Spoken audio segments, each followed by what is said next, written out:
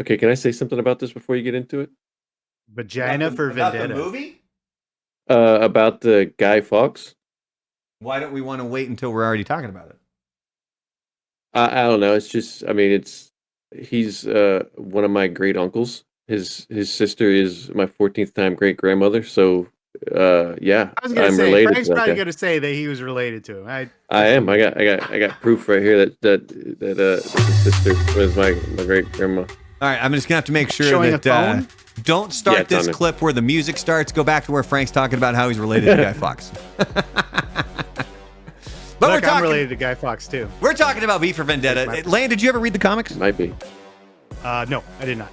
Pretty good, different, and we're going to find out about that here. But yeah, V for Vendetta was released March 17th, 2006. Again, March 17th. Fantastic date on the calendar.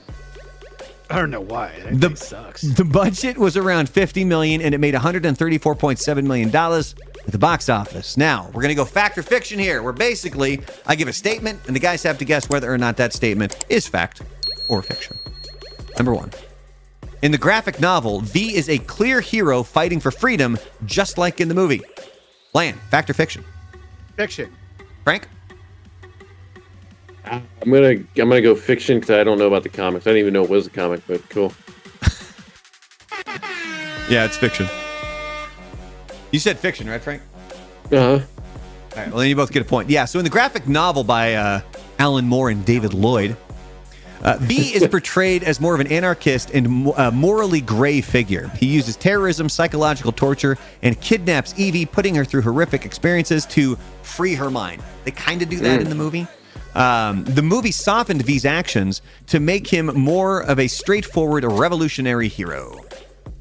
Frank, did you want to talk one more time about how you related to Guy Fawkes? I was gonna say that hacker group Anonymous now wears his wears the mask as if they're fighting a good fight. Oh, maybe we have a fact or fiction on that coming up. Next up, fact or fiction, the Wachowskis wrote the screenplay for the movie and Alan Moore loved the adaptation. Frank, fact or fiction? I'll go fact. I think I remember hearing something about that. All right. Lan? I'm gonna go fiction. Lan gets the point. That is fiction. So the Wachowskis did write the screenplay. Alan Moore hated it. There you go. He distanced himself from it completely, criticizing how it simplified his anarchist themes into a more basic anti-fascist story. And then he went to go try to sleep with more women. There you go. That's what Alan Moore does. Next up, fact or fiction, in the graphic novel, Evey is a strong, confident woman from the start, just like Natalie Portman's character in the movie. Lan, fact or fiction? Fiction. Frank, fact or fiction?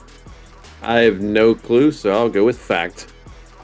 Lan gets the point. That is fiction. Evey in the graphic novel is very different. She's a vulnerable teenager. She's crazy young, too. She's like 13 or something like that, who's forced into prostitution to survive. The film aged her up and made her more independent, giving her a more empowered arc. Hey, don't you prostitute shame here. They're strong women. Okay. All right, here we go. Fact or fiction? The Guy Fawkes mask became a symbol for online activism thanks to the movie. Frank, fact or fiction? That's fact. Lan? Fact. Yeah. The Guy Fawkes mask became a global symbol after the movie's release, especially when the hacker group Anonymous adopted it. You might want to change your photo. You still got the I think I got it right. There we go. It's now used in protests worldwide representing anti-establishment resistance. Vive la resistance! All right, final one. The movie's Remember, the 5th of November, was invented just for the film. Lan, fact or fiction? Fact. Frank, fact or fiction? I think that's fiction. I think they actually have a small little get-together in the actual town. And say that? I don't know. Frank gets the point. Yeah, that is fiction. The line is real, and it's from a centuries-old English folk poem. It references the gunpowder plot of 1605 when Guy Fawkes and his conspirators attempted to blow up the English Parliament. Remember, the 5th of November. Can you guys recite the whole thing? Nope. No. The gunpowder treason and plot. I know of no reason why the gunpowder treason should ever be forgot. I bet you can. Yeah, I may have seen this movie like a bunch of times. This was also one of those movies that I think I stumbled onto it on one of the streaming services that we have. And I ended up like, I was like, oh, I'll watch like 10, 15 minutes and fall asleep. And then like 2 hours later, I watched the whole fucking movie and it was like 2 a.m. or Yeah. something like that. It's just because you think Natalie Portman's hot. Well, yeah. What? There you go. I ate a gummy. Gummy. I ate a gummy. And I totally forgot to, here you go. Remember, the 5th of November.